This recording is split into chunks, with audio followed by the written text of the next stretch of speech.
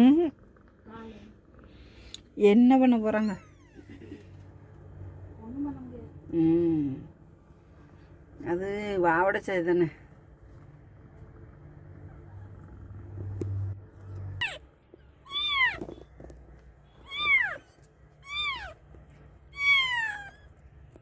மனசே கேட்க மாட்டுது. அதுக்கு ஒரு பூனை கத்துறது, 4 குட்டி மிஞ்சால கிடந்தாலும் மனசு கேட்க மாட்டுது.